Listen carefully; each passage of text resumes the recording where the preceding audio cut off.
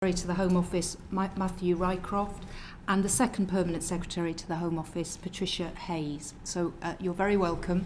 We have a lot of questions that we want to ask you today, so I would ask that your answers are as short and as concise as possible, so everybody has an opportunity to ask their questions. So I would like to start with the Home Secretary, and yesterday, the IOPC report was published into the Charing Cross Police Station incidents that set out a culture of, to quote, toxic masculinity, misogyny, homophobia, bullying and abuse in that police force. And the IOPC said that it was not just a few bad apples and that these incidents were not isolated incidents. So I wondered, Home Secretary, do you think that police forces are institutionally misogynistic? So, good morning, Chair, and congratulations on your election to committee as well. I think there are a number of things to say actually about the report. I've read it, you've read it, and quite frankly anybody else that's read that report will just be absolutely appalled and sickened by what the content of that report. And also so much that was actually exposed through that particular investigation. First of all, I think, and I say this as someone who spends a great deal of time with the police, being a police officer is an absolute privilege. And what we saw through that report is a privilege that has been abused by just the appalling and sickening behaviour of specific officers. I personally think, and I have spoken about this many times, that there are problems with the culture and some aspects of the culture within the Metropolitan Police. I touched on this last year specifically, if we recall, around what was a very, very difficult and appalling and sad time post the murder of Sarah Everard. That also exposed a range of issues, and Chair, as you'll know, I now have the Angelini inquiry and also the police inspector at HMIC investigating aspects of policing culture as well. I do think there are some very, very serious and significant matters that need not just following up, but further investigation through both the inquiry and through the inspectorate, primarily because we're not seeing one-off incidences. I think we should just be quite clear about that. We are not seeing one-off incidences. It's not isolated. We have seen now too many times, too many instances where in policing, we just see the most appalling behaviours, the most appalling conduct. I also think it shows a failure of leadership in some quarters. So you've asked me the question about institutional misogyny within policing. There are cultural issues there. What we saw in the IOPC report absolutely points to I'm not even going to say just misogynistic behaviours. I think it's cultural and attitudinal. You could see that through some of the messages that were in the report yesterday published. And that is why, through the Angelini inquiry, we are specifically looking at the culture of policing, because we've got to really pull back the layers in terms of not just attitudes, but what is that culture? What is that culture that permeates in policing, and what are we going to do collectively to change that? Do you think we need more of a kind of Macpherson-style inquiry, though, into misogyny in the police force? So my instinct on this, speaking very candidly right now, is no. We have the Angelini inquiry. It's a very specific inquiry, as we know, and it's the genesis of that inquiry is heartbreak and tragedy. Clearly, we still have some deep questions that need some big answers as to what happened, and also with HMI. I mean, I speak to HMI frequently. I commissioned them. I think it's fair to say in the last year I've commissioned them too frequently as well, which is a very, very significant indicator in terms of some of the issues around culture, vetting, ways of working. I would just suggest, Chair, and I would say this, I would like to see evidence and details from those inquiries and also the commissioned work with HMI. First and foremost, should we need to go further, quite frankly, we will go further. I wouldn't rule that out. I'm not ruling that out. Bishop James Jones, who was very involved with the Hillsborough inquiries, he yesterday called for a Royal Commission on policing. He said it was 60 years since there'd been such a commission. Policing has changed enormously in 60 years. All the things now that police have to deal with, including some of the issues that you've just identified around who we want to serve in our police forces, and the vetting, the skills and experience that we want in our police officers. Do you think now is the time for a Royal Commission? So I'd say a few things, first of all. Let me just also put some things into context around policing. The majority of our police officers do amazing work. I think let's not lose sight of that. They are incredible human beings. They really are. I think this is a terrible and a very difficult moment for everyone in policing, actually. You know, there'll be police officers that will be upset, they will be angry by what they are seeing, reading and hearing. And just to give one example, and I'll come on to the point about the Royal Commission in a minute. Just last Friday, I was actually in Nottingham, Nottinghamshire Constabulary, with the chief and with their amazing officers.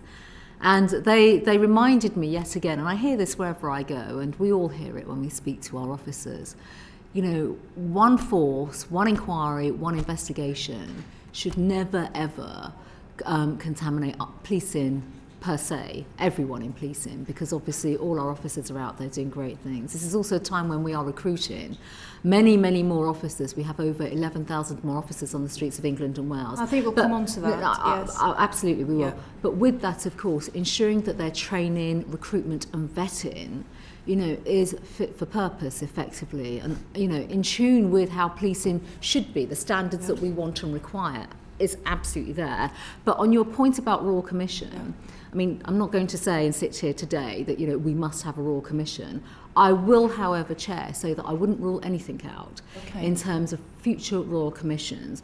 And on that basis, not just on policing, I would go further. I would suggest going further in terms of wider end-to-end, because it's policing and criminal justice system in terms of the outcomes, because policing is just one component part, let's not forget, of the wider criminal justice system. And I'm sure today we'll speak about rape review and you know, interactions with the wider system, the CPS and things of that nature. So I think it's really important. Policing is obviously frontline, visible, and right now the spotlight rightly is on policing. There can be no excuses for the appalling behaviours and what we have seen in that IOPC report, and it is quite clear that there are cultural problems and issues in policing.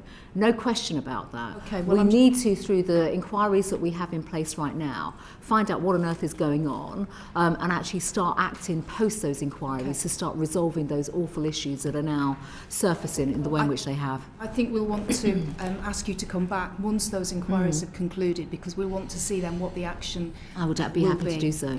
Okay, I've got some specific questions I just want to ask you about. So the first one is about spiking.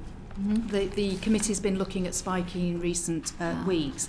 So do you agree with the MPCC lead on drugs, Deputy Chief Constable Jason Harwin, who told our spiking inquiry that there should be a specific offence of spiking? Do you agree with that? So there's a lot on spiking. In fact, on Friday when I was in Nottingham, I'm really going to have to ask you just to answer that question, because I will answer the question, but I think I should put it in some context as well. Because if you do recall, I think it was last September time when spiking became a really big issue, and let's face it, we were watching the news and hearing about spiking. We have to put the context together, Jez. It's important. Can I just stop you, Secretary, because we have taken a lot of evidence on spiking, so we're very well aware of the context. I just want to know whether you actually agree there should be a specific I'm going to come on to what I want to see done, because I think actually context matters in terms of me not just answering your question, but also specifically saying why I reached a conclusion that I have. I spent time with policing, and I've spent time with our policing leaders as well. Nottingham is a good example of a police force. They were one of the ones, first of all, that were contacted about spiking. And even speaking to Caroline Henry on Friday, the Police and Crime Commissioner there, she commissioned the work into spiking. We asked Maggie Blythe to look at the phenomenon of spiking. A new trend, appalling trend, but also we're still trying to understand the problem itself, the genesis of it, and what the component parts are. I appreciate you've taken evidence on this. With that, of course, I've asked MPCC to specifically look at this issue with police forces, and off the back of, our own learnings, and it's early days, it's very early days yet. We don't have the full details. We don't have enough evidential information. But I have asked my officials, Chair, to look into what we know thus far with MPCC, how we can pursue offenders, but also how we can, and you'll know that there are already a list of offences in terms of drugs that can be applied, but how we can prepare a specific criminal offence to target spiking directly. So you're looking at preparing a specific offence? So we are looking into this, absolutely. Okay, so we are working towards that. But it doesn't mean tomorrow. I'll be very clear to the committee and to the public that will be watching this. Do not expect an announcement tomorrow that we'll be creating a new offence on spiking. Okay, we still have to understand the genesis, the details, the evidential base, we understand also what the you're prevalence saying. of this too. Thank you. I just want to ask you now a series of questions, and I would just appreciate short answers because I want to make sure all the committee members have a chance to ask their questions. So this is about seeking updates on the government strategy on tackling violence against women and girls. So first of all, where is the domestic abuse strategy? It was due to be published in 2021. So the strategy is still it's being worked upon right now. When will it be published? So first of all, we want the strategy to reflect the outcomes of the recent spending review. So we've just gone into spending allocations post the SR. So our strategy must absolutely be reflective of where money is going to go and also capture ambitions of the whole of government.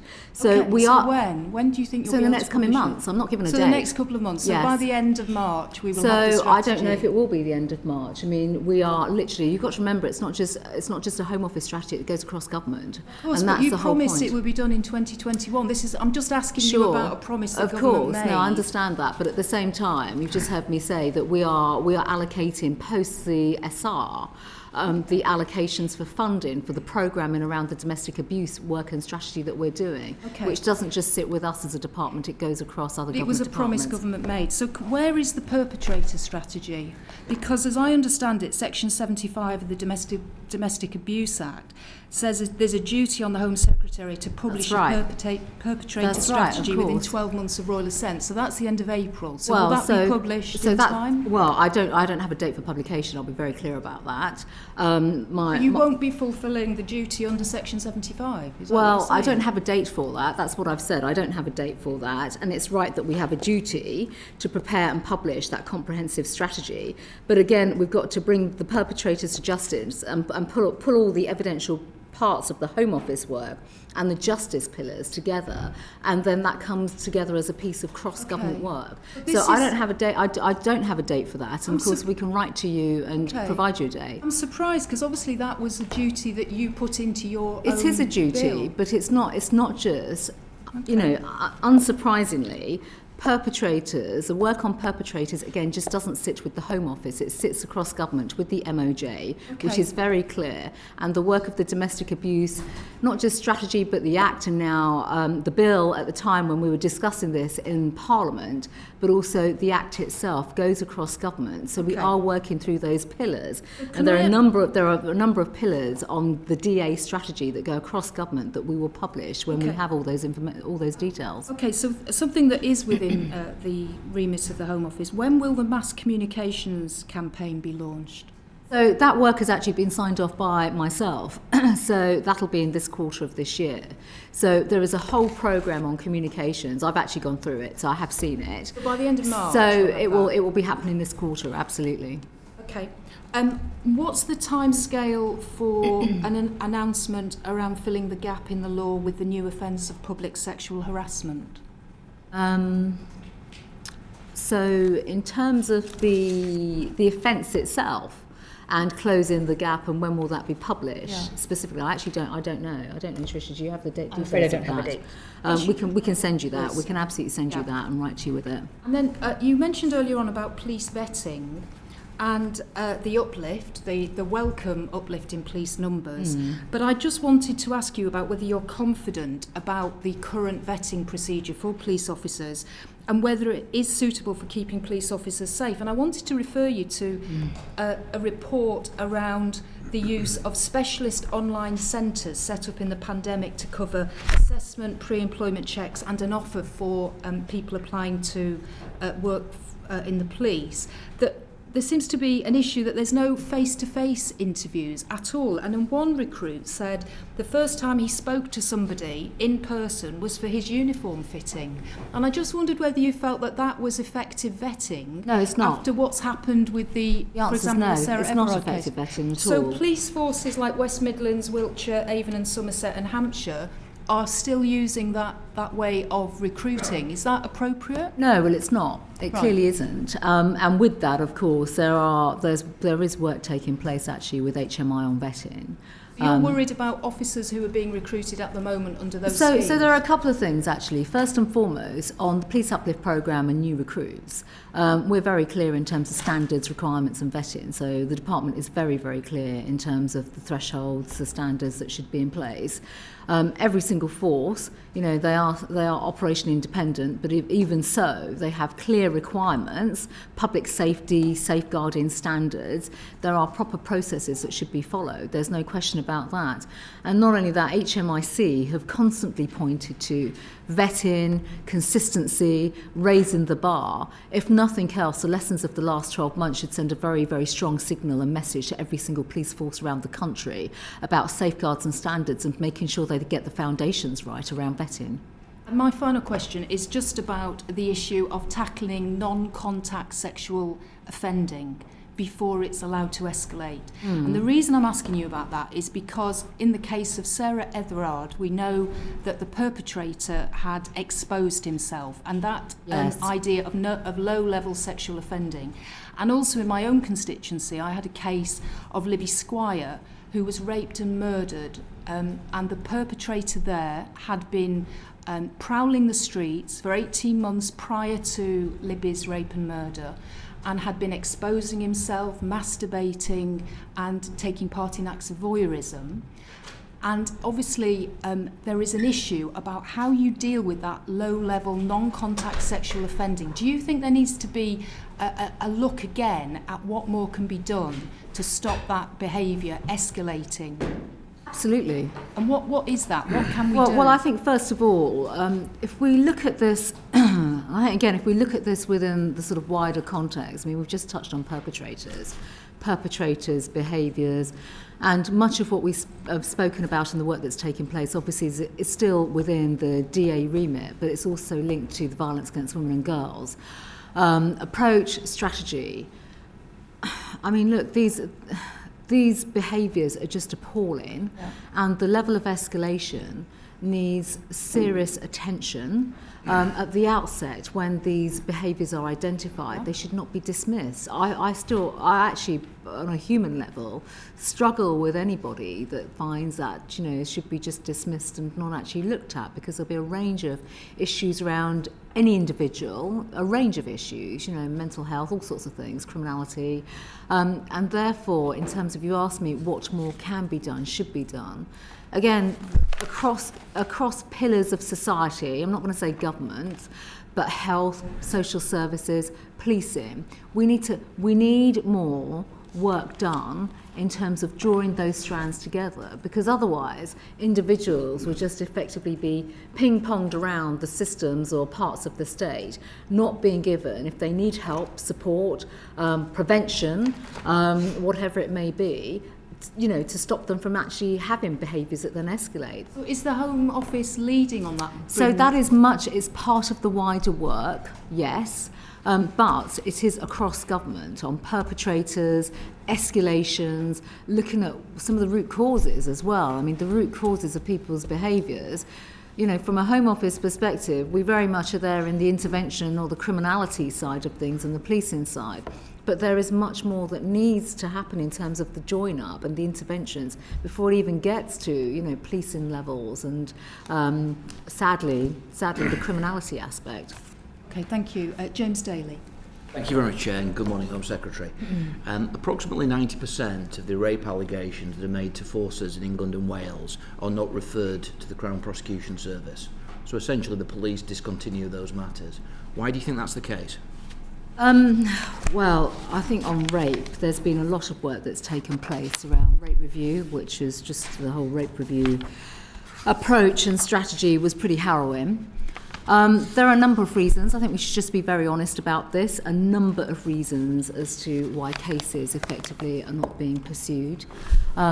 Some are with policing in terms of forensics, digital downloads, all the things that I'm afraid familiar and territory and, all the reasons that we know about.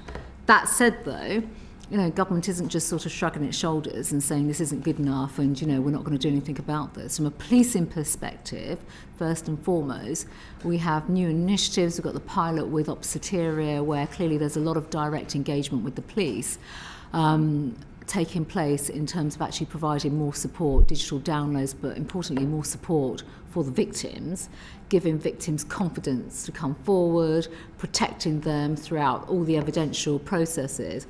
But, and I say this very strongly, but of course this is about the end-to-end approach, effectively how policing gathers evidence, how cases are put together, how cases then go to the CPS, and then actually the support through that end-to-end system of the criminal justice system, and giving victims the confidence, giving them the confidence to actually go through every single stage of actually then following up with prosecutions. I agree with that, Home Secretary, but I think I just want to come back to the point. 90% approximately of rape allegations are not going to the Crown Prosecution Service. The police themselves are taking no further action, not referring it on even for advice. That's 90% of the total potential victims of the most horrific offending are not even getting a chance to have We're trying to change that. The Crown Prosecution Service. So my question to you is, when you're speaking to the police, why do they tell you that's the case? So, look, historically there are, I can't really speak about sort of the historical aspects of policing, and the rape review is absolutely trying to tackle this and change this. That's the point. That is the point. And that is about bringing all aspects of the criminal justice system together. It's pretty obvious that what has happened has not been good enough. It hasn't been good enough. You go force by force. I speak about Nottingham again. I saw incredible work in terms of what they do on evidential basis, collection, forensics. I actually saw how they handle rape cases when I was there on Friday. So you've asked the question, it's about why? The leadership of the police, then, isn't it? I'm not going to say that, no. There is inconsistency, force by force, in policing. There is no doubt about that. There is inconsistency. Historically, force by force, you will know this if I may say so with GMP, data collection, reporting of crime. GMP has had a terrible time on this in the past, and that's a failure of leadership. There's been no doubt about that in Greater Manchester. But force by force, it is not consistent. And specifically now, when you look at the work through the action plan from the end-to-end rape review, the scorecards, progress reports, the work that we are now doing, we want to change all of that. It is appalling. It is absolutely appalling. There should be no excuses.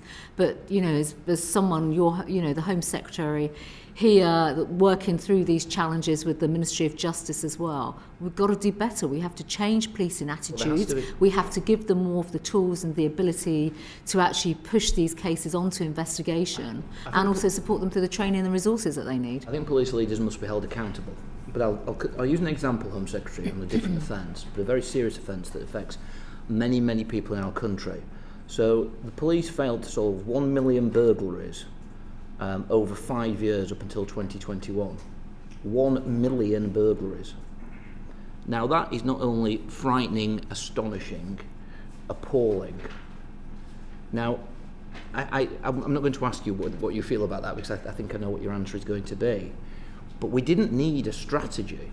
We didn't need a discussion regarding how to address this problem, because if we go forward 12 months, and forgive me for looking at my phone here, but there have been, and I quote, this is from the Telegraph, dramatic fall in burglaries after police sent to scene of every break-in. Now, I don't think it would take 50 civil servants to sit in a room to come up with a strategy to say we should send police officers to burglaries. And the three forces, which are mentioned here, and thankfully one of them is Greater Manchester. Greater Manchester, Bedfordshire and Northamptonshire, who pledged to send an officer to every burglary. we have seen in the last 12 months significant falls in burglaries. So my point is, we can have all the strategies in the world, we can call everything different, whatever it is. Yeah. But if people actually if people actually go and investigate offences correctly and properly, we have positive outcomes for victims.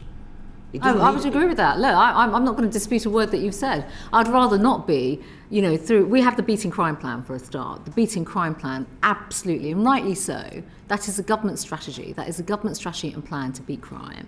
And within that, of course, you'll understand, all colleagues here understand the structures in policing. Police and crime commissioners, Home Sec, the money coming from central government, how it's allocated across police forces. You're right, absolutely, Mr. Daly. It shouldn't take a strategy and a plan to tell the police officers to go directly to every single reported burglary. But through the Beating Crime Plan we are holding the police to account through these measures. It's reported here that only 3 forces in this country are sending police officers to every. We want every single force to do that, and that's the purpose of our work. But my point is who is accountable in respect of that? Sure. Because somebody will have to explain to me why police and crime commissioners exist, because they don't seem to be accountable to anybody for anything. Well, there is that. Chief constables seem to be answerable to police and crime commissioners. And then you are up here. Absolutely. The last I'm accountable for all of them, despite their operational independence and despite the money and the resources that we give them. So I think policing is a lot less complicated than a lot of people would make out. Sure. Go out and arrest people. That tends to be the way to get things done. You don't need to talk about it. Go out and do it when members of the public phone up. Is that an outrageous comment for an MP? No, it's absolutely right. Yeah. It is absolutely right. It really is. The police are actually accountable to the communities within which they serve. They're accountable to the public. Yeah. And wherever you go, and I would say this to all colleagues, speaking as a Member of Parliament myself and not just Home Secretary, you'll know when you hold policing meetings in your own constituency with members of the public, they are angry. They are angry when they're reporting, their tools being nicked from their van, and the fact that officers did not come out to actually look at the van and actually follow up on the crimes. The fact of life is that with the resources and the training and everything that's going into policing right now, record sums, you're right, we shouldn't really need a strategy, but we have a strategy as a government because we are adamant that we should be cutting crime, reducing crime, and aspects of crime, are going down. Not all aspects, I should add, but even so, it is a statement of the obvious, in my view, for forces to just get out there and follow up on every single crime. And guess what happens when you do? With the resources you get the type of results that the 3 forces that you've spoken about have. And the last number of questions is on one subject that I talk about a lot, because I think it is fundamental, is the problem as I see it, having been involved in the criminal justice system for a long time, is not the court system, it's getting the cases into court and how they're investigated prior to charge. I could spend hours with you, Home Secretary, discussing the charging standard, but we'll leave that discussion for another day. I've spent hours on it too. Tell me what you think of release under investigation as a concept.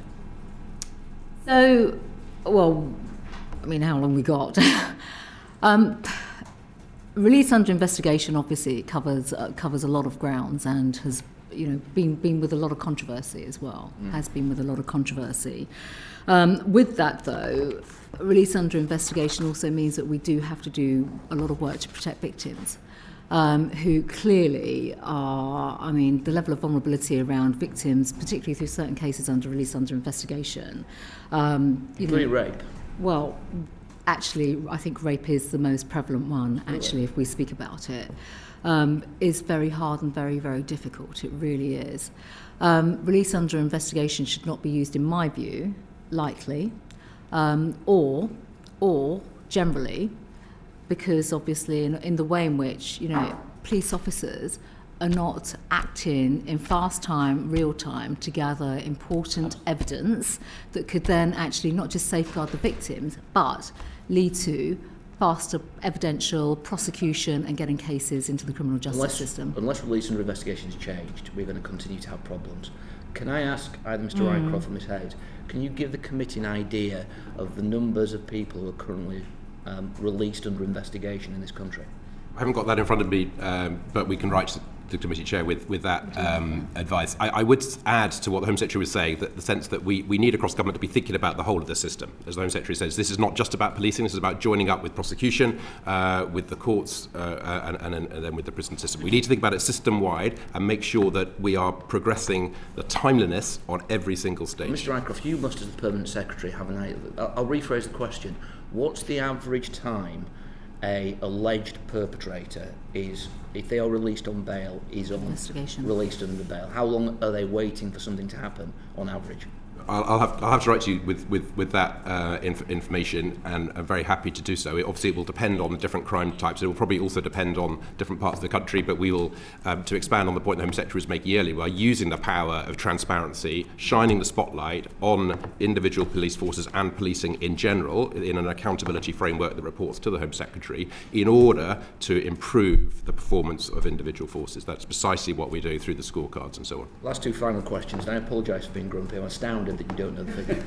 Absolutely astounded. It is fundamental that I can tell you now that there are people for the most basic offences, the most basic. If you walk down Bury High Street and somebody punches you in the face, and there are witnesses to that, you are likely to be released under investigation, not charged.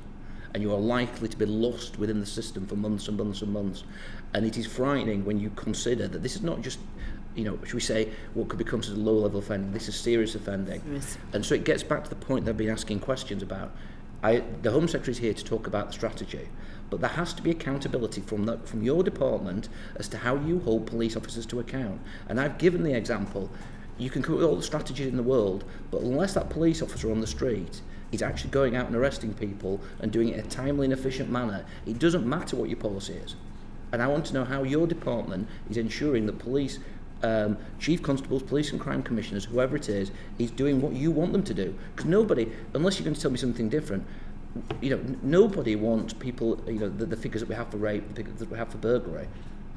I totally agree with you on the point about accountability and about how the system needs to work together, and that is precisely what we do. In addition to the Criminal Justice Task Force and the other governance structures that we have that look across the whole system, as I was saying earlier, we also have the National Policing Performance Board, which the Policing Minister chairs, which is the body to hold the police, force by force, to account on their overall performance. It's not working though, is it? So. Well, we are using that mechanism in order to drive improvements precisely in the areas that you and other committee members are describing. I think this is a conversation about process, right? Bureaucracy and structures in government. And at the end of the day, public want to know that officers are actually investigating crime, that criminals are being treated in a very, very serious way. And they want outcomes. They absolutely want outcomes. And I think, we've got tons of process. It's kind of like we're from the government and we're quite good at process, and we just wrap ourselves up in process. There is something here, though, and your line of questioning is really quite important, because actually this comes back to one fundamental aspect about public confidence in policing. The public, we want the public obviously to be confident about policing. We want them to have trust in policing. Look at the conversations that we've had this morning already. We've covered vetting, covered IOPC, all the stuff that actually undermines public confidence. Delivery, absolutely, in terms of accountability, clearly has to be with the local public. But to your point as well, Ms Daly, chief constables and police and crime commissioners, absolutely are the ones that should be, PCCs in particular, holding the chief and also officers to account on all these core crime types. The Beating Crime Plan, I'm coming back to that very deliberately. We set the framework, we set the targets. We have set targets on crime reduction, serious crimes, because any harm is outrageous. It is absolutely outrageous. But with that, of course, we, through strategic policing board and everything else, we do hold them to account. So I don't want committee to be left under the impression that we're not chasing them and absolutely holding them to account. My final point is the police are not the social services. They are there to investigate offending. They're not there as a bureaucratic organisation to fill out endless paperwork. Yes. There needs to be a reaffirmation to the leadership of the police that the public wants the police to go out and arrest people and put them before the courts. That is it. That's what undermines confidence, not whether all the other things we're talking about. And I know that you understand that, and I will hand over at that point. Can I just ask one question? On the rate review which you referred to, can you just tell the committee which minister is responsible for driving the rate review through? Where does the book start? So in the Home Office, it's our safeguarding minister. So you're junior minister? But no. But so we don't just have one minister, because obviously we have the policing minister cuts across both departments. He's also an MOJ minister. So the safeguarding minister and Kit Malthouse, our policing minister, they work together on the rate review and delivery of the metrics, because obviously the rate review is just not, we don't look at it just from a Home Office perspective.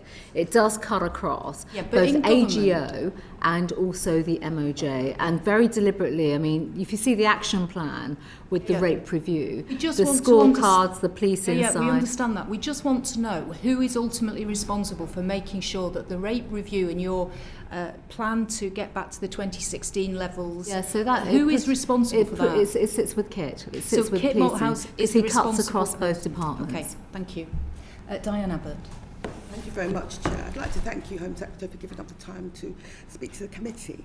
You may be aware that President Macron has been quoted today on the Channel crossings issue, and he said in an interview with a French newspaper that the UK economy relies on low-paid, illegal immigrant labour, and I quote now, "The British continue to have a system from the 1980s which manages economic migration through hypocrisy.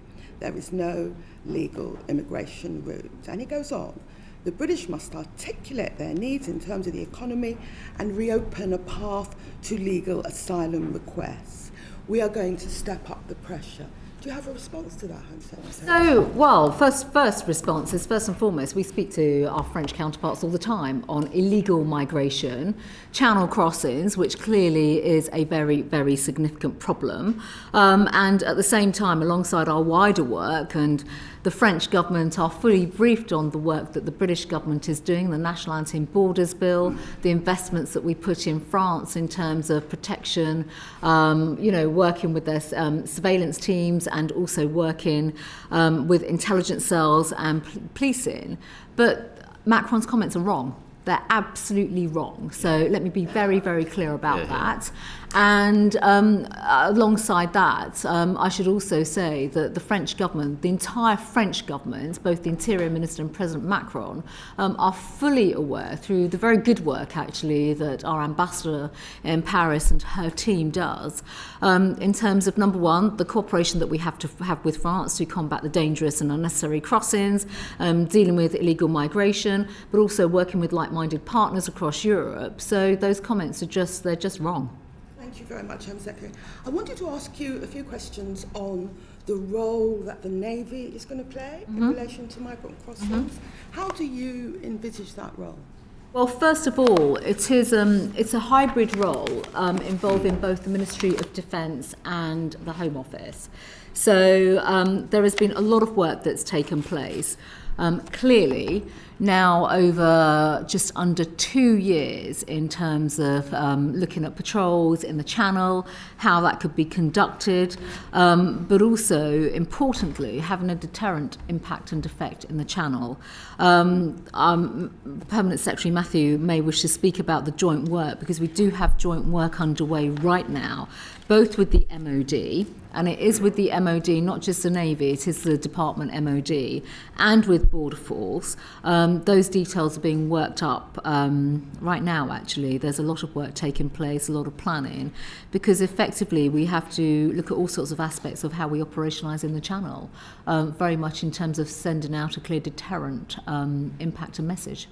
You'll be aware that the Minister of the Armed Forces responded to an urgent question about this. I think it was on the 18th of January. And he said, details of how Defence will deliver and maintain the primacy of cross-channel counter-migration operations are currently being worked through. Are you saying that working through process hasn't been completed yet? So it's still taking place. Okay.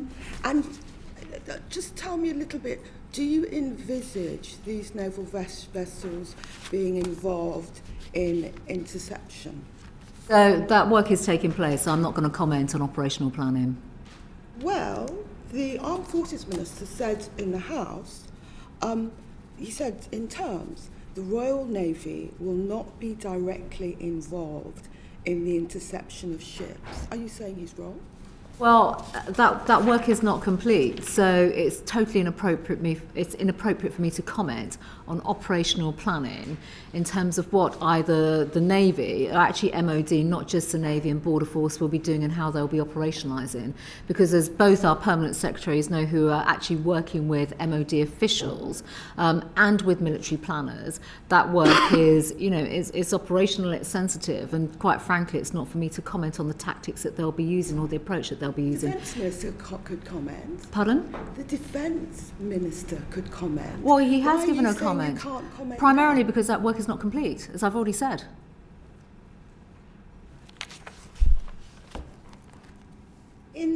This was on the 18th of January. On the 26th of January, the Defence Committee took evidence from Vice Admiral Sir Charles Montgomery, KBE, and Commander Tom Sharp, OBE. The Vice Admiral said that in terms of departmental and government responsibilities, he was, and I quote, a little confused, and that it was unclear where strategic and operational responsibility lay. Do you know where strategic and operational responsibility? Well, first of all, I've already said, and in fact, I think I said this in the House a few weeks ago, actually, during oral questions. The Prime Minister has effectively asked for the MOD and the Home Office, rightly, to come together to look at how both departments can play a critical role in defending our borders from all manner of different threats in relation to small boat crossings, migrant crossings. That work is underway, it's being developed. As I've already said, I'm not going to give operational details. It is right that both our teams at an operational level work through all of that, and there is a great deal of work right now taking place across both departments, and my Permanent Secretary and the Permanent Secretary from MOD are also involved in planning and the coordination of that work.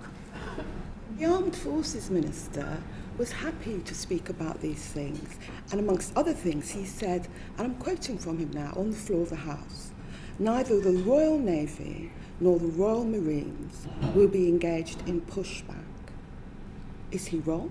Well, as I've already said, I'll say it again, there is work taking place right now between the two departments. That's planning and that's coordination work in terms of how the two teams will work together. So it's not, that work has not been finalised, it is still underway.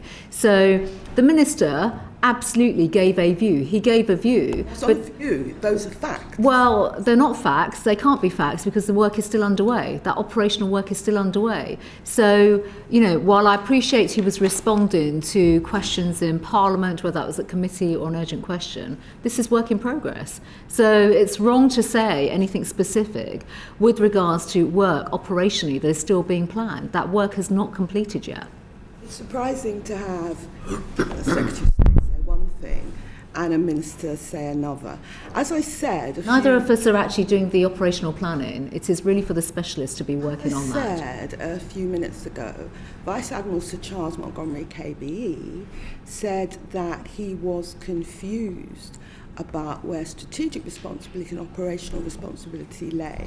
Are you able to clear up the confusion? Well, there is no confusion because our two teams, and I think the British public will be reassured by this actually, they'd rightly want to know that two government departments are coming together to recognise that there is a major problem with illegal migration in the Channel and that we are working together to resolve this and find operational means where we can actually defend our borders from a manner of all different threats in the right and proper way. And it's right that both our teams are given the time and space to actually undertake that work, look at operational primacy, look at the two roles of the roles of the two departments, look at where responsibilities lie, look at the planning expertise, look at the coordination and delivery of assets, and actually work through proper plans. I don't think that's too much to ask of two government departments when it comes to actually trying to protect our borders. Well, I'm sorry that you can't clear up the Vice Admiral's confusion, but when the confusion has been cleared up, would you be able to publish the details of strategic responsibility and operational responsibility so that Parliament can review and scrutinise it? Well, I think first of all, it's actually for the two departments. We don't, in the same way that we wouldn't publish strategic operating plans for the Royal Navy. I can't see us doing that for operations in the Channel as well. That would actually go against the grain of trying to protect our borders and having deterrence at sea. But quite frankly, it is right that we work through all the, as I've already said, delivery of assets, planning, coordination, and the two departments, the two specialist teams. These are very, very senior specialist teams with the type of expertise that we simply do not have as members of Parliament. They are operational teams. They are professional teams. They just need to be.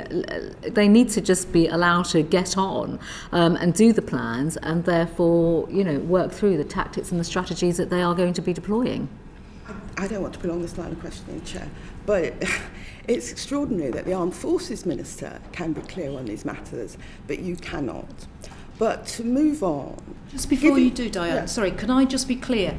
Because of what's been said, Home Secretary, are you saying that the Armed Forces Minister was wrong in what he said? Has he misled Parliament? No, he hasn't misled Parliament. He was responding to an urgent question before the two teams had actually come together to do the operational planning. He was wrong in what he said because it hadn't been decided. Well, at that stage, in terms of the timing, he has absolutely not misled anybody. The timings of the UQ, he was responding. He came to Parliament at a time when literally the commissions have just been stood up. So it does take time. As with all operations, it takes time to work through the details.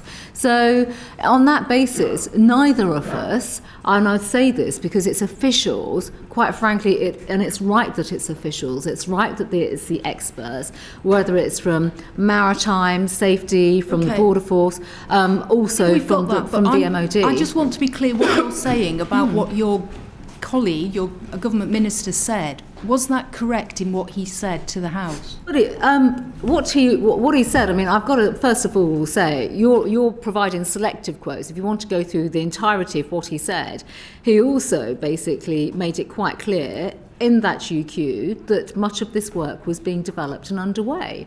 And I'm absolutely saying that is exactly, he didn't mislead anyone because that is effectively what has been happening. That work is underway. It is not complete at all. He didn't mislead us in saying that, and I'm quoting, the Royal Navy will not be directly involved in the interception of ships. He didn't mislead us. Well, he also went on to say details of how Defence will deliver and maintain the primacy of the Channel to counter migration operations are currently being worked. So that's the point. I have to tell so you can selectively quote him, but also there are other quotes there where he made it very clear to Parliament that this is work in progress and that work is underway. I was actually in the chamber for that UQ, and I have to tell you, Home Secretary, that my colleagues were not overwhelmed by the vagueness about things being worked through. But what he did... Because it can't be specific. It's operational work that's taking place. You will not expect a minister to come to Parliament and disclose effectively military primacy at sea and what operational plans would be. Move on. The Commander Sharp, in giving evidence to the Defence Committee, accepted that if the military get this operation wrong, there's a real danger of their presence encouraging as opposed to deterring people to make the journey across the Channel to England. Do you agree with that? Well, first of all, I don't. I absolutely do not, because I have confidence in the expertise of our teams that are working through operational details. I think actually it is incredibly irresponsible for any speculation around this area. None of us sitting in this room are expert planners in terms of how to operationalise at sea. It is right that the government comes together, as the Prime Minister has pulled together two departments to look at this strategically. So the responsibility of one department. This is a whole of government effort, and therefore it is right that we bring in the specialists, we bring in the expertise, we bring in people that actually understand the dynamics at sea to actually do the operational planning and work. And quite frankly, I think that's exactly what the British public want to see. Thank you, Home Secretary. But are you saying that Commander Sharp, not to mention your fellow Minister James Heapy, were being irresponsible?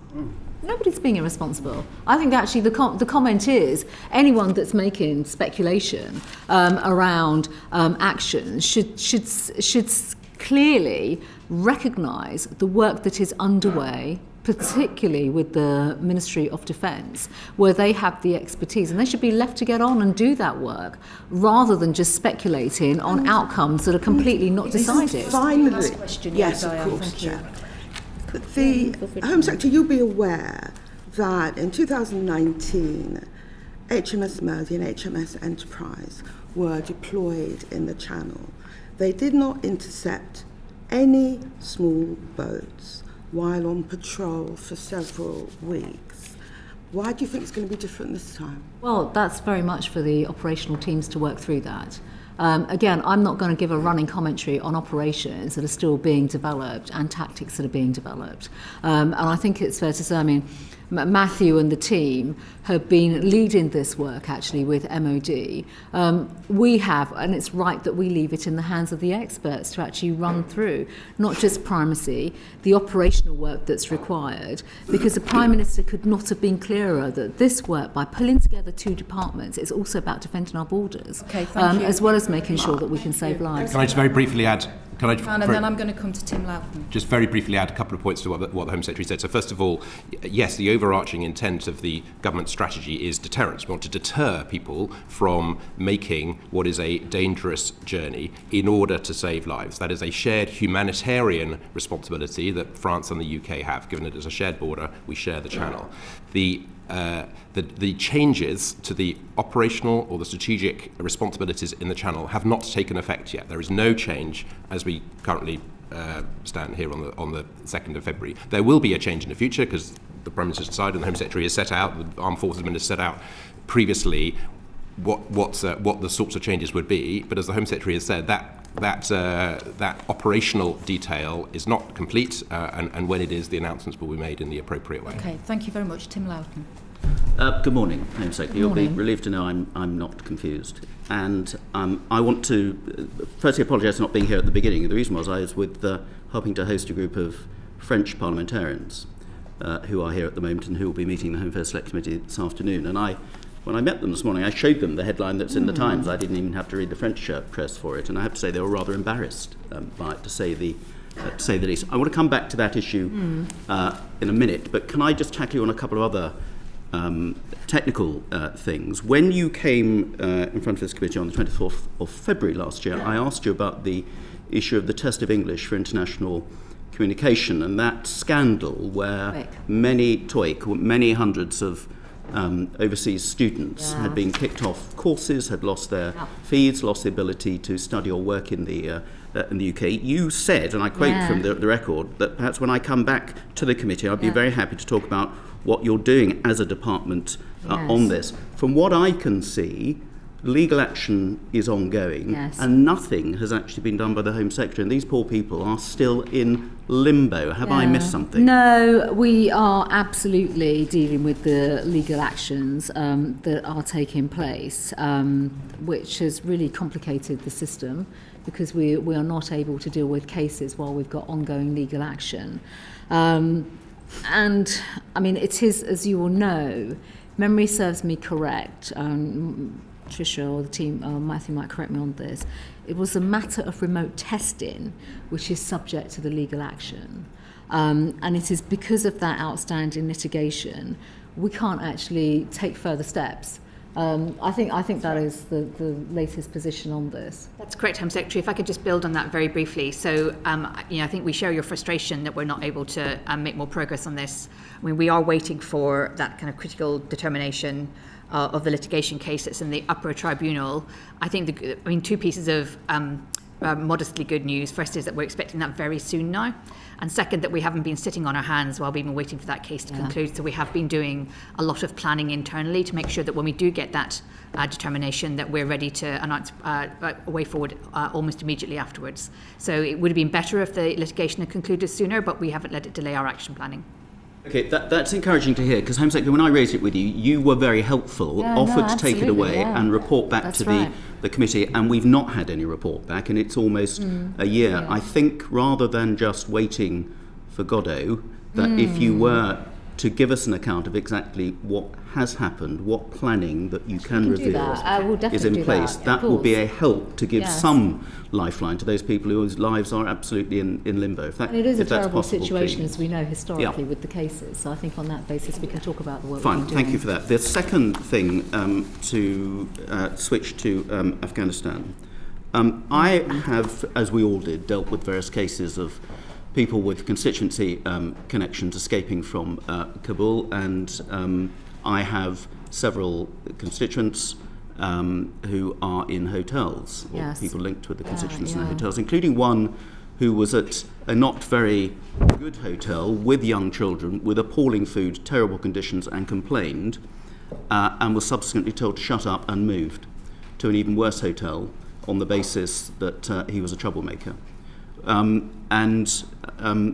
Various people in my constituency know him well, and he's anything but a troublemaker. I spoke to him in the queue for the Barons Hotel in Kabul. He went through the most terrible time. His daughter was injured, had to leave the queue to go to the hospital, and they have been through a terrible time, and have now effectively been bullied by whichever firm or officials have been dealing with that accommodation. Can I come back to you with that case, because it's particularly alarming? But the bigger point here is, where are we with the numbers of families who are still in these temporary hotels, whose lives are in limbo, kids relying on some local schooling, and then, as has happened in this family's case, they get moved to a completely different part of the country, so they are completely disrupted. When are we going to see some progress on this? Yeah, well, it is. I mean, it's an awful situation. It really is, and I'm very honest, open, and candid about the situation that we are in. First of all, we did the right thing under harrowing circumstances to bring people over to the United Kingdom. But, you know, we do not have the infrastructure. I'm very upfront and honest about that in terms of housing accommodation. And there is a lot of work taking place with local authorities. I would like to please drop me all the details, first of all, on your case. But we are struggling. We are absolutely struggling with local authorities finding housing accommodation. Also, we want to ensure that we can move people into work and employment. We want them to rebuild their lives here. So there is actually... This comes back to a process point, I'm sorry to say this. There is a cross-government task force. We have a Minister for Resettlement that leads on this, but we are desperately still trying to pull together different component parts. Okay. I don't think anyone underestimates the challenge, and it was a huge challenge, and it was a huge feat to get as many people out as we did. Although, again, I've had complaints from people who worked within your department and others about the way it was handled, and the way that a number of life support contractors were not given the same priority as embassy security guards or chievening scholars. These were people who worked directly or indirectly for the British government and allied agencies, whose lives were just as much threatened, and who were not given any safe passage. Do you acknowledge that there are still quite a lot of people like that, undercover, in hiding, in Afghanistan, to whom we probably still do owe a duty of care? Well, there are people. We know there are people, and we've been working, I mean, particularly with Foreign Office. This is very much now a lot of this working with the Foreign Office, and there are some still, certain categories that it's not for me to speak about publicly, where there is a lot of work taking place to find other means and routes to get them out of Afghanistan, working with third countries and neighbouring countries. There is a lot of work taking place there. I mean, look, the operation was harrowing. It was absolutely harrowing. It's still harrowing to think about the experiences that people went through, and also our teams across government. You know, our departments, we were night and day, rightly so. We dropped absolutely everything. to support MOD. We sent, as colleagues will know, we sent Border Force teams to Kabul as well to help process, speed things up, help with identification. It was a very, very distressing time. Our challenge right now, and again, very upfront about this, if councils want to work with us to find accommodation, housing, even jobs. I mean, we want to give people that new pathway to rebuild their lives. That is absolutely central to our work. Can I just ask one thing, and then I just want to come back to channel crossings. When, and I remember your predecessors in front of this committee when we were dealing with Syrian refugees, and many of us were saying, can we mobilise a sort of task force of volunteers and others who want to and are practically able. Many people weren't. They were saying, I've got a spare room, I can take a family. Sure. Well, it's not as easy as that. But we were able to mobilise lots of local organisations, faith groups or whatever, who were able to provide not just accommodation but the support networks to it as well, rather than having to rely on hotels. I've not seen that same sort of urgency and call to arms, because a lot of people, and I have constituents who say, look, actually, we could take on more people, even if the council hasn't got the accommodation available. We know those challenges. We think we can provide some accommodation, and importantly, the support network to go with it. And I'm not seeing that happening. Well, we should never underestimate the third sector, because there is work taking place on this. But Tricia can speak about sort of that mobilisation and the work across government on this, because there's a lot of good work. Let me just give you that assurance.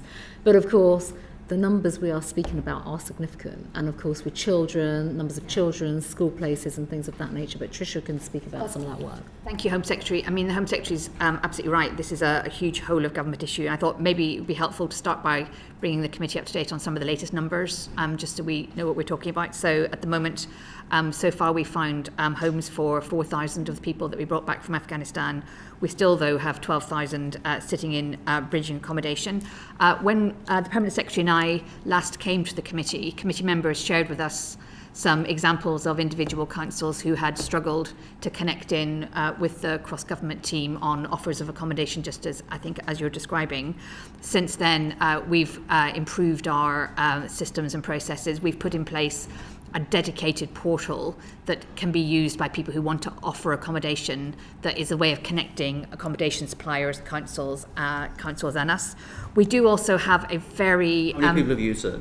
I don't have that information about who's using it yet, but it is up and running, and it's a core part of our operations now. It is. It's a much more efficient way of exchanging information. I think the last matching it helps to match people. It does. It would just be useful to get an idea of the numbers, because I suspect that we actually it's not resulted in many being taken outside of just the direct council accommodation. But I think we have directly addressed a kind of communications problem that was addressed the last time we were at the committee. I mean, I think it's important to just rehearse the financial offer that is available to councils who take people on. So this is we've got money for education, for healthcare, for English language. We've got a 3-year funding envelope per individual of £20,520, and we've got a special £20 million flex fund, and we're incredibly grateful to the 300 councils that have already stepped forward to help us, but we could always do with more. So it's a good opportunity just to have a call to arms to councils around the country to engage in the new communication and engagement tools that we've created and make places available. I understand. The trouble is there's still 12,000 people, as you just said, in hotels, which is completely adequate. We've got a family to look after. Can I come back without trying the patient to the chair to the channel crossings? So last year the figures, as you know, over 28,000, treble the year before, despite the fact the French are intercepting, though they're not doing anything with, treble the amount before they get into the water. The trouble is they don't process them. Nothing's working, is it? Last year there were over 51,000 crossings attempted by migrants. 51,000. 28,000 arrived and 23,000 were prevented. So I think in terms of prevention, there is a lot of activity taking place. So it's not right to say nothing's working. There is a lot of work taking place. You know, Home Secretary, what's happened. So when a group of migrants is typically at 1 o'clock in the morning intercepted by the gendarmerie, they are then have their boat confiscated. They are routinely allowed then to go free. And only if there's specific evidence attached to the person who's suspected of being the organising people smuggler will even that person be arrested. So the increase in interceptions could be the very same night the same group coming back to do it again. So they're actually intercepting the same people, because the French are not arresting them. They are not, as they should be, and we are paying for, taking them to their processing centres to see what their status is, and then dealing with them, which remains the nub of the problem, isn't it? Well, that's not the full picture, because there are arrests taking place and their prosecution and arresting system is very different to the British system as well. They don't? Well, no, not at all. That's why, I mean, if you look at the work that takes place on surveillance, there is more surveillance taking place. The French government have even changed their laws on use of drones so that they can... As we all know, parliamentary processes take time. It's the courts. But even so, they have changed their processes and their laws. They are now using much more to actually intercept, and through our joint intelligence centre as well, there is cooperation taking place. We can't speak about the number of prosecutions. Their French system is much more complicated, and it is very difficult, and all our systems are difficult and complicated. But, you know, criminality groups are being arrested, they are being prosecuted, and certainly we are seeing more arrests and prosecutions, and we will continue to work with France on that. But Home Secretary, the numbers who have successfully made that crossing, despite everything you say, which is undoubtedly true, has trebled, and that is the basis on which you are judged as to whether our immigration policy is working or not. So I recently met MPs from Calais, and I say I've been with MPs today. They make, I think, a legitimate case about the absence of safe and legal routes, although, as we've seen in Macron's statement, I think they're placing undue reliance on that. We discussed with them a proposal, and this is a proposal which is being fleshed up by the Republican Party ahead of their election. We're not going to get a result ahead of the election because Macron thinks it's good sport to be able to resurrect the Battle of Agincourt and as a vote winner, and so he's not going to come up with anything remotely practical and sensible. What the Republicans are looking at is if they agreed to arrest these people trying to get into the water, to take them to the processing reception centres, which we pay for, where they can be looked after much better and where they can have their status and their claims analysed. If we were to allow them to apply for asylum in the UK from those reception centres, which we don't at the moment, and if they would guarantee that those who were rejected by us would then not be allowed to go free and turn up on a beach again in Calais, but would be dealt with and returned to where they came from, is that a goer? Because that is a practical way, potentially, if they would then intercept them and guarantee to intercept them and bring back to French territory, because that is what is getting people to those beaches. The answer is no. The answer is it would not stop. It would not stop people making dangerous crossings. Not just just park the Channel route for now. People are making dangerous crossings, not just over the Channel, but even getting from Africa over the Mediterranean and going across Europe. They're still working with the smuggling gangs, not just to make the Channel crossing, but also to come upstream into France as well. I mean, that proposal will effectively make France a big magnet for more migrants to come. I don't know how the French public will feel about that. Processing centres or not, they have enough problems with camps and criminality and all sorts of issues taking place. So that is not a viable option. Isn't the magnet at the moment of people coming into France and going specifically to the north coast of France and around Calais with all the problems that they're now having, the terrible conditions there, the fact that if they get into the water, the chances are they will make it to the UK.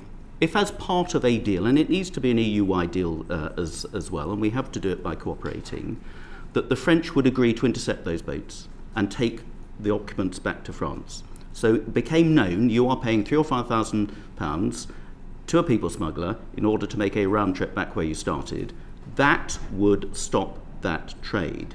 And the quid pro quo is they could then put their applications in, because most of them have had their applications turned down anyway, but the French don't arrest them and then deal with them. Well, there's no if guarantee. we could come up with a deal like that, There's there would be no no reason guarantee. for them to go to northern France. No, but at the same time, there's no guarantee that their applications would fail. There's no guarantee that they'd be removed to another country, because that also means France would need returns agreements with other countries, a range of other countries. Well, that's part of the deal. And well, that's what we need to look at. We have our own returns agreements with other countries, and we're expanding that.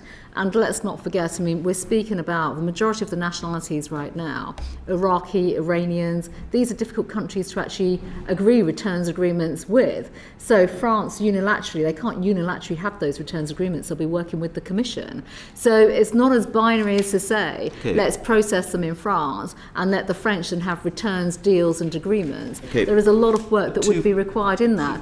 A lot of work will be required. This is a complex problem, but at the moment it's getting worse, not better. Well, there are a couple of things, actually. First and foremost, it is because of the work led by this government, and because it is a Commission-led competency, as we know. The Commission has not been moving on this. However, we have good discussions with Commissioner Johansson, but also look at the action unilaterally that some other EU member states are taking. And France in particular could do more. I mean, currently, we have to be honest about this, their borders are open. Frontex, even stepping up Frontex to do much more in terms of patrolling borders and stopping criminality coming into France. That would be a positive measure. Belgium are doing that, by the way, and we have good cooperation with Belgium, not just on the law enforcement side, but also tackling the gangs. There are good lessons across other EU member states that France could actually learn from, and we are persuading them and pursuing that. But they're not, and 28,000 people came across the channel last year, yes, and by all accounts, it's going to be worse than that this year. But by all accounts, two final questions. We have to use every single aspect Two final questions. Of the system. We do, and I've suggested one practical thing that the French are prepared to look at, or certainly one party who potentially could come into power this year. Two final quick questions. Of those 28,000 people who came across, how many of them have left the country? And secondly, what safe and legal route would have been available to them coming across? And if the answer is, well, actually, not really anything, when will there be, as you promised for some time? First of all, I don't actually have the numbers of people that have been removed. They're tiny. They are tiny for a range of reasons, as we know, pandemic, asylum processing, and inability to remove people from certain countries. But that doesn't mean we're not doing any work on these individuals in terms of removals. You've asked about safe and legal routes. For these particular individuals, the majority of them are single men that are still coming over. Right. For those that, and we'll be very frank about this, we have people coming over from Syria and also from Afghanistan. We do have the work of the Afghanistan resettlement scheme in particular. That is a safe and legal route that has been stood up. And so clearly, there's a lot of work taking place, as you'll know, Mr. Lawton, with the National Anti-Borders Bill as well, in terms of returns, removals, etc., which is those combined elements that would actually help to stop the pull factors and have people coming over here. If you're not Syrian or Afghanistan, on safe and legal routes, safe and legal routes are available? Well, for economic migrants, they don't need safe and legal routes because they should be claiming asylum in many of the other countries that they're travelling through, rather than the asylum shopping that we see taking place. If you're not any of those, what safe and legal routes are available now? Well, the majority of them are people that are not claiming asylum or fleeing persecution. I agree. So what's available to those who are? Well, it's the ability to return them. It's the ability to return them to their country of origin. But the ultimate point is that they should be claiming asylum in other countries and not all coming here. But what safe and legal route is available if you're not Afghanistani, if you're not Syrian, you're not one of those specialist schemes, and you are genuinely fleeing from danger and would be likely... That's a different thing. So that's likely to be granted asylum status. So if you're fleeing, if you'll know through the National Anti-Borders Bill that we are specifically creating safe and legal routes for people of other nationalities who are fleeing persecution, who would be fleeing persecution. We currently don't have those routes in place, and we are going to be standing those up, working with the likes of UNHCR, and we've been very specific about that through the National Anti-Borders Bill. But currently, the problem that we have with illegal migration, and we should be very clear about this, is that the majority of people are not fleeing persecution. They are asylum shopping, and that is why they should be claiming asylum in other countries. In which case, there's no problem with doing a deal with the French where those people will be turned down, and it's a responsibility of the French. Don't know that they'll be turned down. Well, it's down to us, isn't it? Well, it'll still act as a pull factor. People going into France. People going into France. No. If they don't fit our criteria, we turn them down. Then it's back to But they should also be claiming asylum in other countries, because they're making very long journeys to other countries where they could claim asylum. We're going around in circles on that one, so thank you for that. Can I just ask you if you could send us the figures of the removals that Mr. Loudon was referring to, so we're aware, because I think it was 5 at the last time we asked this question, so it'd be interesting to know how that's increased. Yeah, we can put that in writing. I'm going to take Stuart MacDonald next. Thank you, Chair. Thank you, Home Secretary and Permanent Secretary and Deputy Permanent Secretary. Could I just ask, where in the Nationality and Borders Bills is there any mention of safe legal routes? Home Secretary just mentioned. Actually, in the new plan for immigration and the work that we're doing in the new plan for immigration bill. Well, the new plan for immigration, as I've mentioned many, many times. Oh, it was just that you mentioned there that it was in the Nationality and Borders Bill. Because the two are linked, the Nationality and Borders Bill and the new plan for immigration. That is the government's strategy in terms of reforming illegal migration, the changes that we're bringing in, stopping the pull factors, and also about our returns and removals bill. Fine. It's in the new plan for immigration. The Nationality and Borders Bill is part of the new plan for immigration. Matthew Rycroft, in December, the Court of Appeal made clear that it's not illegal to set sail across the channel with a view to being intercepted in the channel or to arrive at a port to claim asylum. Is that correct? That is correct under current law, yeah. Okay, so Home Secretary... But the Nationality and Borders Bill deals with that issue as well. Wrote the word illegal there. The vast majority of these crossings are not illegal, according to the Court of Appeal. Pardon?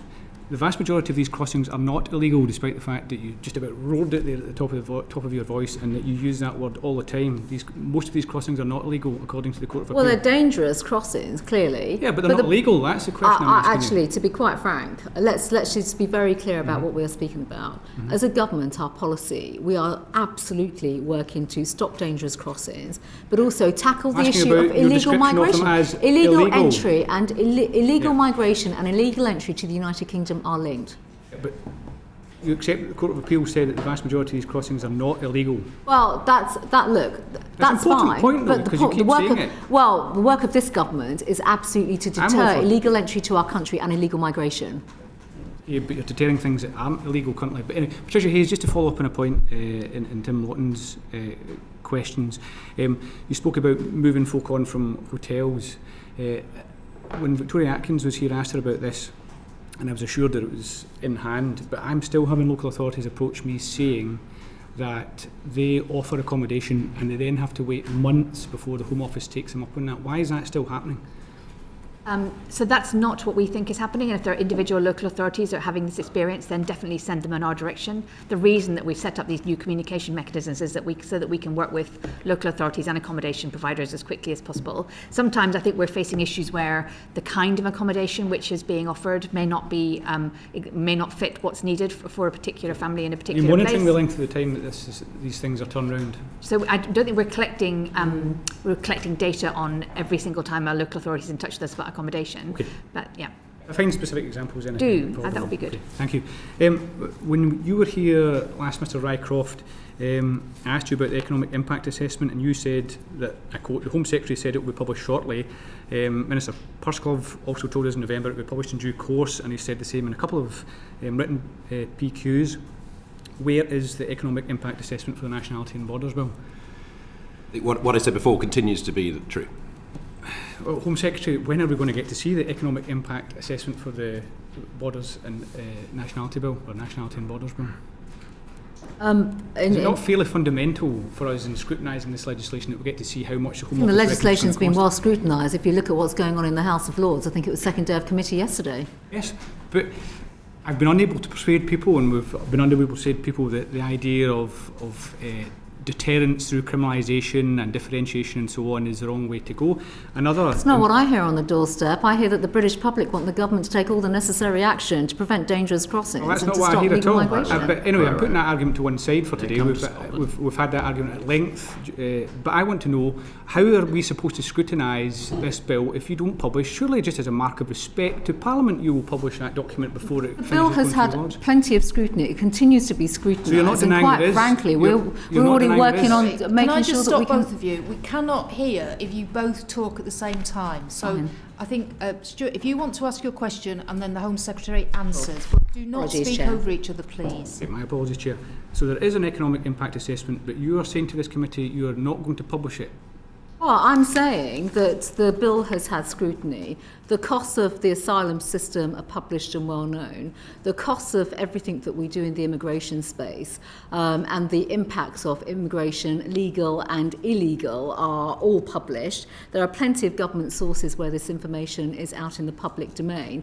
We'd happily collate some of that for you if you'd like that to help you make further decisions on the Nationality and Borders Bill. But the fact of the matter is, I mean, throughout every single aspect of the bill, the process of scrutiny, and also through the new plan for immigration, where there are sources and references in that document as well, it shows that our asylum system is collapsing under the weight of the various strains, abuses, sheer numbers coming to our country. And both the bill and the new plan for immigration, where there are published sources and data sources, demonstrate the work that we are doing to actually change the entire system.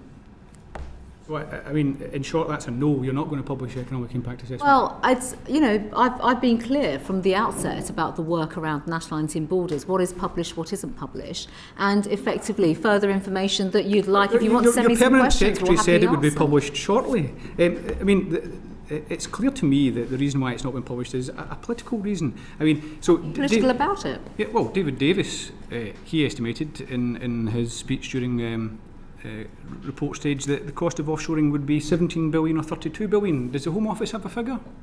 So I'm not sure where that figure has come from, but I'd be very happy to circulate to the committee a wide range of costs in terms of asylum processing, the cost of the British taxpayer, which will demonstrate that the measures that we are bringing forward with the Nationality and Borders Bill are absolutely essential, not just in terms of long-term savings for the British taxpayer, but actually tackling some of the systematic issues that have caused the major strains and the collapse of our asylum system. Secretary, we are well aware of what is published in terms of the cost of the asylum system currently. What we are interested in is the estimate that you quite clearly have on your desk of the cost of the measures that you are proposing to implement, and you're asking us to vote for them without telling us what you think those costs are.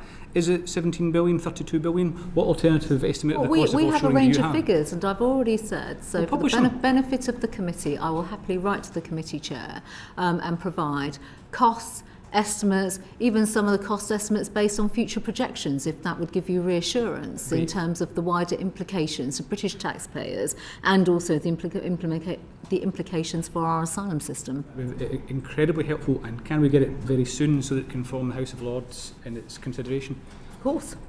And so next couple of weeks? I'm sure we can make that possible. That's helpful, thank you very much indeed. Can I also ask then now, so we've already spoken a little bit about the number of people who are in contingency accommodation just now, hostels and barracks and so on. I think but is it, am I right in saying, Mr. Rycroft, it's somewhere between 25 and 30,000 at the moment? For Afghanistan. There's 25,000 people in hotels at the moment, yes. Hotels at the moment. And is there a formal policy on the use of contingency accommodation, and is it possible for that to be published? There's a statutory obligation to accommodate anyone seeking asylum who would otherwise be destitute, and it is up to the Home Secretary and the Home Office on how that obligation is fulfilled each time. How are we going about that process just now? Because at the moment I'm getting lots of local authorities get in touch and they say, well, we've just been told that the Home Office are putting 200, 300, 400 in this hotel here, and they are only told after the hotel is booked, and regardless of whether or not the local authority thinks it's completely inappropriate or not, the wrong location, that doesn't matter. What are the Home Office's policies in that regard? This has been a huge challenge, a huge operational challenge to us over the last year, as we've been having to work at enormous pace and intensity to fulfil our statutory obligations using the contractual framework that we've put into place. And I think we would absolutely acknowledge, I think as I said to the committee the last time I was here, that the pace at which we've had to operate it has made it really challenging to do the absolute best we could in terms of engagement with local authorities and giving people as much notice as possible. I think that what we've achieved has kind of been extraordinary in the way that we've mobilised to the very, very high numbers of people coming through. But we're absolutely determined to do better in future in building strong and constructive partnerships at local level as well. So I completely get that there's been some very difficult moments, and we're keen to do better in future. Okay, so we'll come back to that, and hopefully the number of these incidents will decline. It's just on this, MPs and local authorities are informed before any hotel is used. So that is absolutely the policy way of working of the team. I should just add to this as well, my views on all of this are pretty well known and documented. It is a thoroughly inadequate policy. It is not something that we want, and this is part of the reason why there is a lot of wider work taking place on asylum accommodation. We do not want people in hotels. We are looking at dispersed accommodation, first and foremost. We are looking at using and working with our partners in MOD, again, on alternative sites and alternative accommodation. It's right that we do that. And with that, of course, we are looking, as part of the new plan for immigration, work on reception centres. We should not be housing people in hotels. And there are a range of reasons as to why we are in this cycle of putting people in hotels. It is thoroughly, it's not, I don't even say it's a policy, because it's not. It's the culmination of a series of circumstances that have led us, because we have statutory duties and responsibility, obviously, to stop people from becoming destitute, where that has therefore led to that level of decision making. Okay, now you have my full support in trying to return folk to dispersed asylum accommodation. You know fine well that we need to work with local authorities on that as well, of course, and I'll come to that and across the country. I'm far less supportive, in fact, outright opposed to the large-scale accommodation centres. But on the issue of local authorities then, during Home Office questions at one point you referred to the Home Office doing everything possible to provide local authorities with financial support and assistance. Yeah. That is just not something that local authorities recognise. They say, I mean, Patricia Hayes, you set out the excellent package, or the good package that's available to those taking part in the Afghan scheme, but there is nothing remotely like that for those who take part in asylum dispersal, which is why councils such as Stoke and others are withdrawing from it.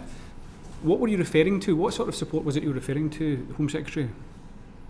Shall I pick that one up, Home Secretary? So, I mean, the financial package that I described for the Afghanistan resettlement scheme, which was very heavily based on the financial package that we put in place into the Syrian resettlement scheme, you're quite right. That's a very different, it's a totally different scheme with very different ground rules from the work that we're doing on asylum more generally, where the main route to funding for local authorities is through the mainstream local funding settlement, rather than through this bolt-on that we've put in place for the resettlement schemes. I mean, having said that, we have been doing a lot of work recently with the Local Government Association and with other councils to see how we can develop a new way of working with local authorities for asylum schemes, which recognises, as the Home Secretary said, the absolute financial as well as policy imperative of cutting the costs that we're currently incurring in hotels, which is now racking up at about £1.2 million every single day.